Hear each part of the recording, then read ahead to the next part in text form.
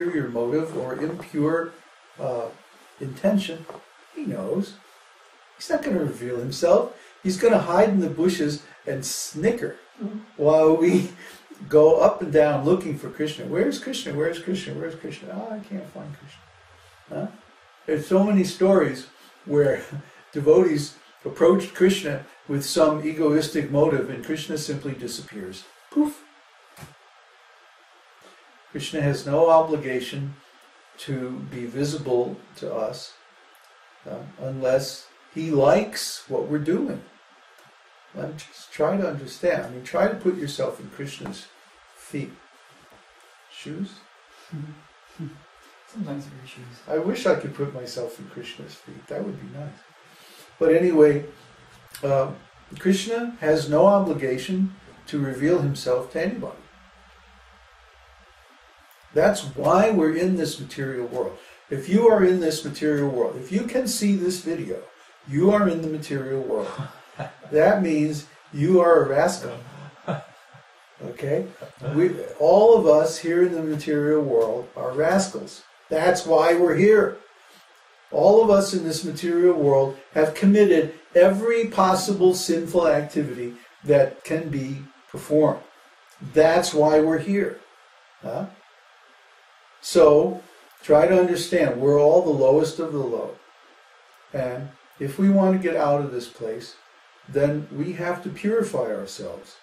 Without intensive purification, there is no way to get out of this. We're going to have to take another body and another body and another body. So, we have to come to that point where Krishna is so attracted, then he goes, oh, I got to see what this devotee is up to. This is far out. Oh, I want to taste this devotee's service. I'm going to go there and see. So Prabhupada used to always say, don't try to see Krishna, but try to do something that will make Krishna want to see you. That's pure devotional service. So we have to understand how to perform pure devotional service. And the only way to do that is to follow in the footsteps of the great devotees who already know how to perform pure devotional service.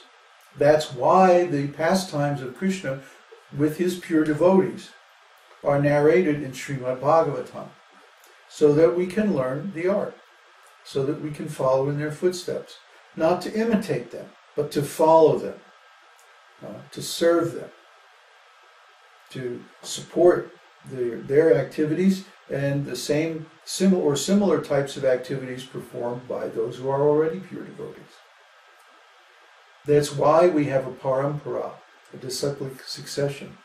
That's why Krishna says in Bhagavad-gītā that one should approach a self-realized soul, serve them and make inquiries from them. That he who has seen the truth can show you the truth. What time is it? 1:20. Okay, so I've already talked enough. Now everyone can submit their questions.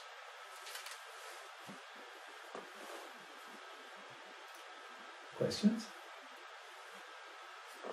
Every jiva has a particular relationship with the Lord that's unique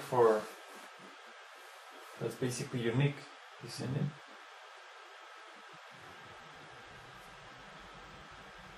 What's the question? That's the question. Yes. Okay. But they fall into particular categories. Which are general. The nectar of devotion gives the categories.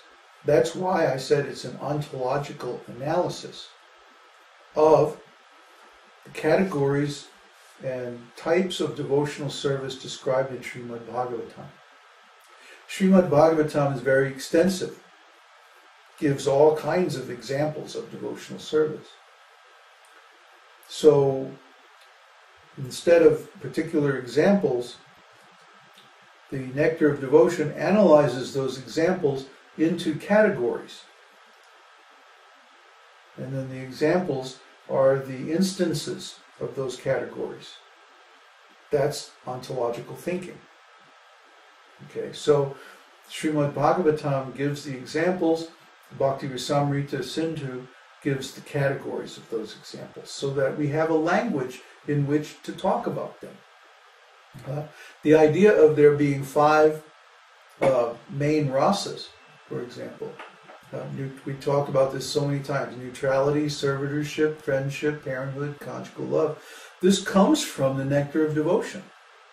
This idea is given in the nectar of devotion. It's not in Śrīmad-Bhāgavatam. It's not in Bhagavad-gītā. It's not in any of the literatures written by Vyasadeva. It's only in the tradition coming from Lord Chaitanya Mahaprabhu, through Śrīla Rupa Goswami, through Śrīla Sanatana Goswami, Raghunath Bhatta, Raghunath Das, like that. See, they are giving this analysis. That's why this tradition is so valuable. No other tradition even really recognizes all these different rasas. They don't follow this science of rasa.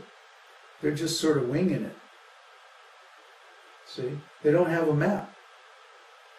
How can you reach the goal without a map?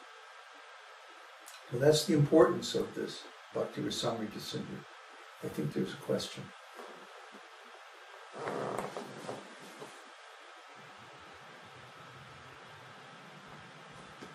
Varun says,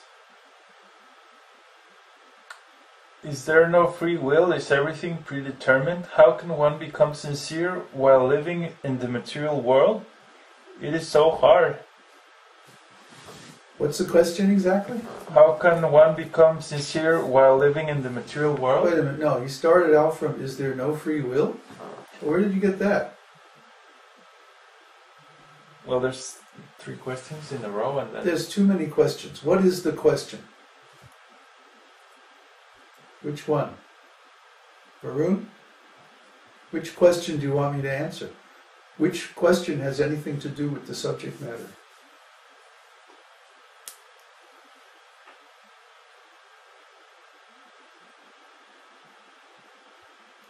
Hello? We're waiting for a response from Varun. the last one. Okay, what's The last one is, how can one become sincere while living in the material world? How can you so become hard. sincere? That's like asking, how can you taste your food? Huh? Naga Yovana used to ask these kind of questions all the time until I beat up on him enough that he finally got the idea and stopped. How to become sincere? How do you become sincere? I mean, how do you drink a glass of milk? How do you breathe? How do you hear? How do you think? How do you will? How do you become sincere? How do you become sincere? What kind of a question is that? Cheat? How do you not cheat? That's a good, turn it the other way, right? How do you not cheat Krishna? Well, you don't desire to. Stop desiring to cheat Krishna, and then you'll become sincere how to love Krishna. That's a good one. Thanks. See, I can't think like that. I can't think in those. Those are nonsense categories. How to become sincere. I mean, how do you go to the bathroom? You know, how do you digest your food? How do I not steal? How do you not steal? That's a good one. It's like, what? How do you become sincere? And yet we see there are so many devotees who are not sincere.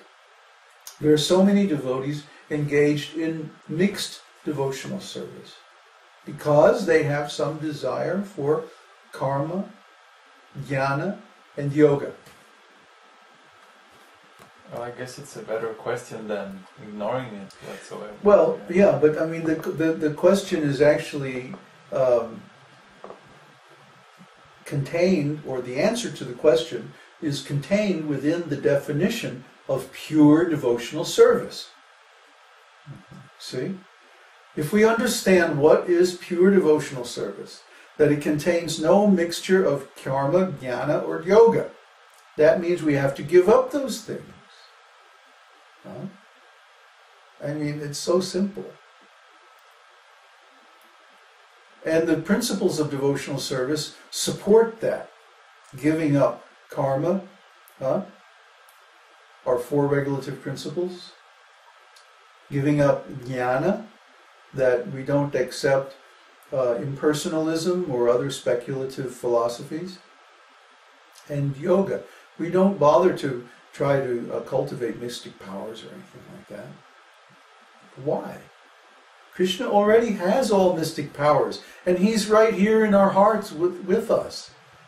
If we're aware of Krishna's presence with us everywhere we go, then why do we need mystic powers? Exactly.